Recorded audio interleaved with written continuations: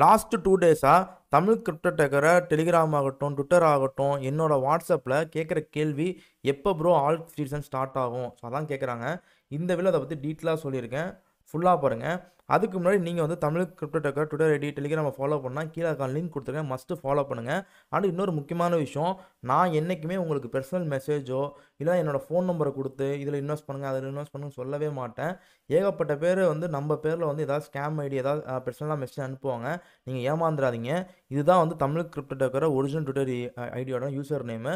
So must follow பண்ணுங்கள். Telegram எதுலேயுமே நீங்கள் வந்து நான் பர்சனலாக மெசேஜ் அனுப்ப மாட்டேன். இந்த புல்ரனில் வந்து ஏகப்பட்ட ஸ்கேமர்ஸ் இருப்பாங்க. ஸோ ஸ்கேம் ஆகிடாதீங்க, ஓகேங்களா? இப்போதைக்கு பார்த்தீங்கன்னா வந்து ஃபஸ்ட்டு முக்கியமான நியூஸ் வந்து பேட்ரிக் ஹென்ரின்னு ஒருத்தர் இருக்கார். அவர் வந்து ஆண்டு சம்மிட்டில் வந்து கிரிப்டோ சம்மந்தப்பட்ட லா பற்றி பேசியிருக்காரு. இவர் ரொம்ப ரொம்ப முக்கியமான ஒரு ஆள் அமெரிக்கன் கவர்மெண்ட்டில். இவர் வந்து என்ன பேசுகிறான்னு கேட்டால் வந்து இப்போதைக்கு வந்து லாஸ்ட் 3 டேஸ் பிஃபோர் வந்து ட்ரம்ப்புக்கும் இன்னொருத்துக்கும் கிரிப்டோ சம்மந்தப்பட்ட ஒரு இன்டர்வியூ மாதிரி போச்சு. அதில் வந்து கிரிப்டோ கரன்சி பற்றி பேசுவாங்கிற மாதிரி ஒரு பெரிய டாக் போயிட்டு இருந்துச்சு. பட் அந்த சமிட் நடந்ததுக்கப்புறம் அந்த இன்டர்வியூ நடந்ததுக்கப்புறமேட்டும் பெரிய லெவலில் மார்க்கெட் மூவ் ஆகலை. இதை பற்றி வந்து இவர்கிட்ட வந்து எப்போ கிரிப்டோ கரன்சிக்கான லா வரும்னு கேட்டதுக்கு இவர் என்ன சொல்கிறாருன்னா, இந்த மாதிரி இப்போதைக்கு வந்து அமெரிக்கா வந்து கொஞ்சம் ஸ்லோவாக தான் மூவ் ஆகிட்டு இருக்கு. இப்போதைக்கு வந்து அமெரிக்கன் கவர்மெண்ட் எல்லாம் ஜெயிச்சிருக்காங்க. இப்போதைக்கு ட்ரம்ப் ஜெயிச்சு வந்திருக்காரு. ப்ரோ கவர்மெண்ட்டாக தான் ஒர்க் ஆகிட்டு இருக்கு. இதை பற்றின சப் கமிட்டிஸு அண்டு ஏஜென்சிஸை போடுறது, அப்புறம் வந்து எஸ்ஏபி சாப் 121 ஒன்று இருக்குது, அந்த ஆக்டை ரிமூவ் பண்ணதாகட்டும், அப்புறம் வந்து 16BA வந்து ரிமூவ் பண்ணதாகட்டும், இந்த மாதிரி பல விஷயங்களை வந்து இந்த கவர்மெண்ட் வந்து பண்ணிக்கிட்டே இருக்காங்க. ஆனால் கிரிப்டோ கரன்சிக்கான லா கொண்டு வரதுங்கிறது அவ்வளோ ஈஸி கிடையாது. ஏன்னா லாஸ்ட்டு 4 இயர்ஸாக வந்து இப்போ இந்த கேரி கென்சரு இந்த ஜே பிடன் கட்சி இருக்குல்ல, அந்த கட்சி வந்து ஆன்டி கிரிப்டோவாக இருந்தாங்க. அதனால அதை கொண்டு வந்துட்டு இப்போ உள்ள ப்ரோ கிரிப்டோவை கொண்டு போகிறதுங்கிறது கொஞ்சம் கஷ்டமாக இருக்குது. இதை வந்து செனட்டில் இருக்கிறவங்களாம் நம்ம வந்து ஒத்துக்க வைக்கணும். இப்போதைக்கு வந்து கிரிப்டோ கரன்சியில் இருக்கிற அந்த கம்யூனிட்டி வந்து ரொம்ப பாசிட்டிவாக போயிட்டுருக்கு. இதனால இந்த ஜூலை 4ஆம் தேதி வந்து கிரிப்டோ பில்லு வந்து சைன் ஆகலாம். அப்படி இல்லைன்னா அடுத்த ஒரு 12லேருந்து 18 மாதத்துக்குள்ளே வந்து கிரிப்டோ கரன்சிக்கான பில்லு வந்து ஃப்யூச்சரில் வந்து லா கொண்டு வர சான்சஸ் இருக்குங்கிற மாதிரி அவர் சொல்லியிருக்காரு. இந்த கவர்மெண்ட் ரொம்ப ப்ரோ கவர்மெண்ட்டாக தான் ஒர்க் பண்ணிகிட்ருக்கு. எல்லாமே ரொம்ப பாசிட்டிவாக போயிட்டுருக்குங்கிற மாதிரி இவர் சொல்லியிருக்காரு. அண்டு நானும் சொல்கிறேன், இந்த ஃபோட்டோவை நீங்கள் பாருங்கள். இந்த ஃபோட்டோவில் வந்து ட்ரம்ப் வந்து சம்மந்தப்பட்ட எல்லாத்துலேயும் வந்து ஒயிட் ஹவுஸ்லேயே ஆகட்டும், அப்புறம் வந்து சிஎஃப்டிசி, அதுக்கப்புறம் எஸ்இசி ஆகட்டும், எல்லா பெரிய பெரிய இன்ஸ்டிடியூஷன்ஸ் எல்லாத்துலேயுமே பெரிய பெரிய ஏஜென்சி பாலிசிஸ் எல்லாத்துலேயுமே கிரிப்டோ சம்மந்தப்பட்டவங்க தான் உட்காந்துருக்காங்க. ஏதோ ஒரு மூலையில் கொண்டு போய் பார்த்தா கிரிப்டோ சம்மந்தப்பட்டதும் இருக்குது. அதனால் இந்த கவர்மெண்ட் கிரிப்டோ சம்மந்தப்பட்டதில் பெரிய லெவலில் போக போகுது. வேர்ல்டு லெவலில் இருக்கிற அமெரிக்காங்கிற ஒரு மிகப்பெரிய ஒரு கண்ட்ரி, அந்த கண்ட்ரி வந்து கிரிப்டோ பாசிட்டிவாக ப்ரோ கிரிப்டோ கவர்மெண்ட்டாக வந்திருக்கு. ஸோ இதைத்தான் நான் சொல்லுவேன், திருப்பி சொல்கிறேன். இன்னும் வந்து நம்மளுக்கு இன்னும் ஆப்பர்ச்சுனிட்டிஸ் இன்னும் வந்து நிறையா இருக்குன்னு தான் நான் சொல்லுவேன். அதனால் வந்து பேனிக் ஆக வேணாம். இப்போதைக்கு வந்து இந்த விஷயத்தை பற்றி தான் அந்த பேட்ரிக்ங்கிறவர் வந்து. இப்போ 2வது என்ன முக்கியமான நியூஸ் கேட்டால் வந்து செனட்டர் லூமிஸுங்கிறவங்க வந்து கிரிப்டோ கரன்சிக்கு ரொம்ப பாசிட்டிவாக இருக்காங்க, ஓகேங்களா? இவங்க வந்து கிரிப்டோ கரன்சிக்கான சப் கமிட்டிக்கான ஒர்க்கு வந்து போயிட்டுருக்கு. பிட்காயின் கிரிப்டோக்கும் வந்து ஒர்க்கு போயிட்டுருக்கு. பெரிய லெவலில் பிட்காயின் அடாப்ஷன் வரப்போகுதுங்கிற மாதிரி இவங்க சொல்லியிருக்காங்க. இந்த மீட்டிங் போயிட்டுருக்கு பாருங்கள். அண்டு இன்னொரு முக்கியமான விஷயம் வந்து டெக்சாஸ் வந்து பிட்காயின் ரிசர்வ் பில்லை வந்து ஃபார்வேர்டு பண்ணியிருக்காங்க. பெரிய லெவலில் அந்த பில்லை வந்து கொண்டு போகிறதுக்கான இந்த பில்லை வந்து பாலிசியை கொண்டு வந்து ஆக்டை அமெண்ட்மெண்ட் போட்டு ஆக்டை கொண்டு வரதுக்காண்டி இந்த ஸ்ட்ராட்டஜிக் பில்லை வந்து ஃபார்வர்ட் பண்ணியிருக்காங்கிற மாதிரி ஒரு மிகப்பெரிய ஒரு நியூஸ் வந்திருக்கு. ஸோ இதுவும் வந்து ஒன் ஆஃப் த இதாக நான் சொல்லுவேன். ஏன் நான் சொல்கிறேன்னா, இந்த ட்வீட்டை நீங்கள் பாருங்கள். இந்த ட்வீட்டில் வந்து கிட்டத்தட்ட வந்து இப்போதைக்கு இருக்கிற கோல்டு ரிசர்வோட மதிப்பு வந்து 698 600 700 பில்லியன் இருக்குது. ஆனால் வெறும் பிட்காயினோட அந்த ரிசர்வ்ங்கிறது வந்து இப்போ அமெரிக்கா வச்சுருக்கிறது வெறும் 19 பில்லியன் தான்.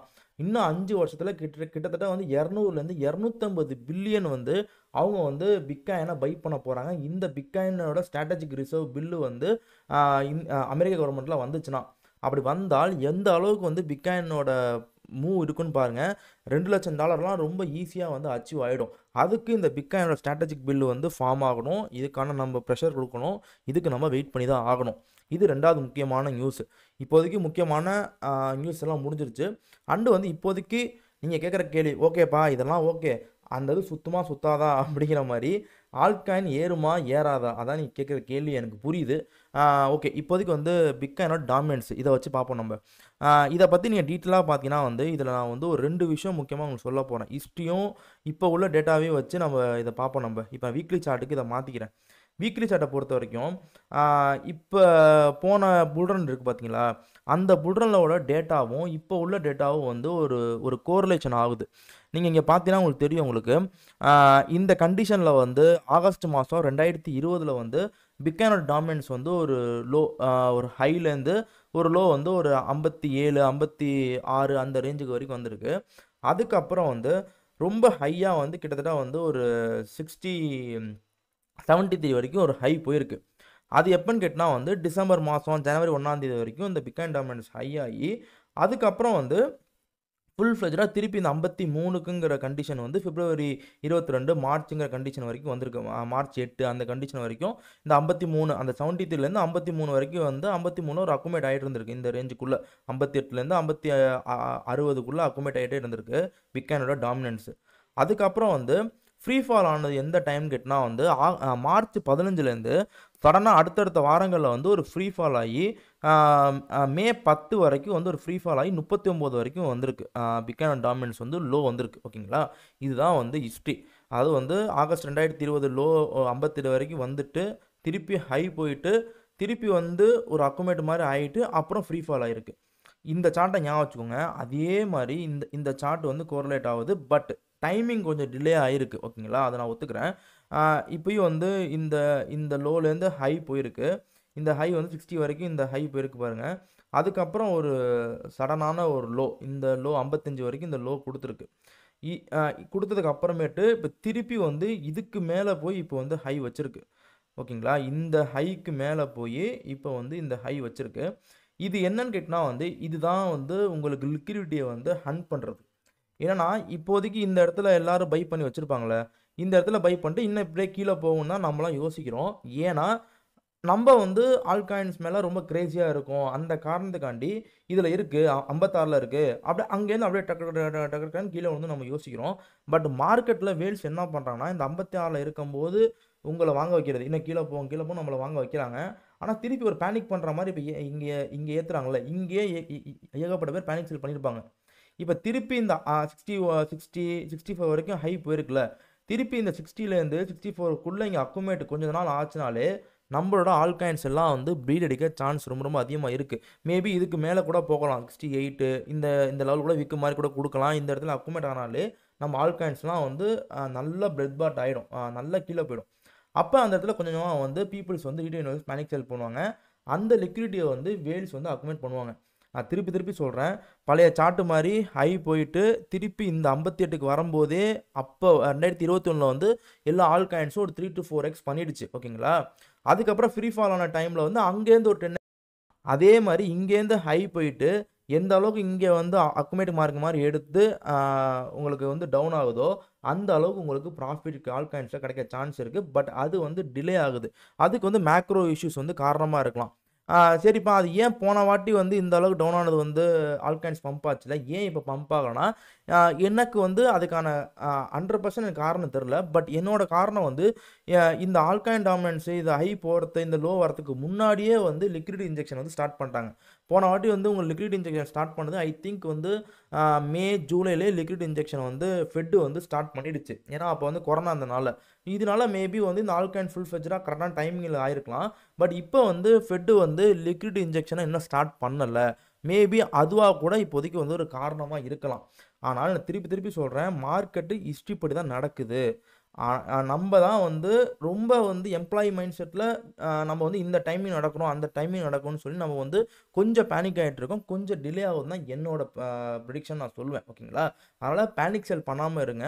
இது எப்போ வந்து நல்ல ஹை கூட போகட்டும். போயிட்டு நல்லா அக்குமுலேட் ஆகட்டும். நல்லா டவுன் வரட்டும். நீங்க முடிஞ்சா டிசிஏ பண்ணுங்க. இல்லன்னா வாங்கி வச்ச காயின அப்படியே ஹோல்ட் பண்ணுங்க. திருப்பி லோ வரும்போது 53 என்னைக்கு உடைச்சிட்டு கீழ வருதோ, ஏன்னா போன வாட்டி அதே ரேஞ்ச தான் உடைச்சு 56, 57, 58 இந்த உடைச்சதுக்கு அப்புறம் ஃப்ரீ ஃபால் ஆச்சு. எப்ப இந்த 53ங்கிற ரேஞ்ச் இருக்குல்ல, இது வந்து அண்டு 200 வீக் வேற இது. இது எப்ப உடைக்குதோ, அப்பதான் வந்து ஃப்ரீ ஃபால் ஆன ஒரு ஆல்ட்காயின்ஸ் ஸ்டார்ட் ஆகும். இதான் வந்து என்னோட ஆல்ட்காயின்ஸ்க்கான ரிப்போர்ட் ஓகேங்களா. இப்போ அடுத்து வந்து பிட்காயின் டெக்னிக்கல்ஸ் பார்ப்போம் நம்ம. ஆக்சுவலி பிட்காயினோட ப்ரைஸை பொறுத்த வரைக்கும் வந்து இது டே சார்ட் $95,900 இருக்கு. டே சார்ட்டை பொறுத்த வரைக்கும் வந்து 21 டே அண்ட் 50 டே கீழே வந்து பிட்காயின் வந்துருச்சு. இப்போதைக்கு அடுத்த சப்போர்ட்னு பார்த்தீங்கன்னா வந்து இந்த இடத்துல ஒரு சப்போர்ட் இருக்குது 93 இந்த ரேஞ்சில் வந்து ஒரு சப்போர்ட் இருக்குது. அடுத்த சப்போர்ட் பெரிய சப்போர்ட் பார்த்தீங்கன்னா வந்து 200 டேல வந்து 83ங்கிற ரேஞ்சில் வந்து ஒரு சப்போர்ட் இருக்குது ஓகேங்களா. என்னையை பொறுத்த வரைக்கும் விக்கு மாதிரி கொடுத்துருக்கு, இந்த 90 அந்த 89ல் ஒரு விக்கு மாதிரி கொடுத்துருக்கு. ஸோ இந்த இடத்துல இந்த கீழே வந்துச்சுன்னா வந்து திருப்பி வந்து இந்த இடத்துல சப்போர்ட் வந்து நல்ல ரேஞ்சில் இருக்குது, 93 இந்த ரேஞ்சில் ஒரு சப்போர்ட் இருக்குது. அதனால் வந்து இந்த 93ங்கிற ரேஞ்சை வந்து உடைக்கக்கூடாது, இந்த 89 to 93ங்கிற ரேஞ்சை உடைக்கக்கூடாது. மேலே போகும் பட்சத்தில் வந்து 98 அண்டு வந்து 99 இது ரெண்டுக்கு மேலே போய் வந்து மேலே போச்சுன்னா உங்களுக்கு அடுத்த ஒரு ஆல்காயின்ஸ்லாம் நல்ல ஒரு பம்ப் கொடுக்கும், ஒரு ரெக்வயர் ஆகும். அந்த மாதிரி வந்து சாப்பி மார்க்கெட் இல்லாமல் மார்க்கெட் வந்து கொஞ்சம் புல் கண்டிஷனில் க்ரீன் ஏரியா நம்மளுக்கு தெரியும் ஓகேங்களா. இதுதான் வந்து கண்டிஷன். இப்போ அடுத்து வந்து வீக்லி சார்ட்டை பொறுத்த வரைக்கும் வந்து வீக்லி சார்ட்டை பொறுத்த வரைக்கும் 21 வீக்குக்கு மேலே தான் இருக்குது. இதில் சப்போர்ட்னு பார்த்தீங்கன்னா வந்து 88 இந்த ரேஞ்சுங்கிறது நல்ல ஒரு சாலிடான ஒரு சப்போர்ட்டில் இருக்குது. அடுத்த ரேஞ்சுங்கிறது ஒரு 73. ஸோ என்னையை பொறுத்த வரைக்கும் 73 அந்த ரேஞ்சை உடச்சிருச்சுன்னா நம்ம ஷார்ட் டர்மாக ஒரு பேர் மார்க்கில் போகிறோன்னு அர்த்தம் ஓகேங்களா.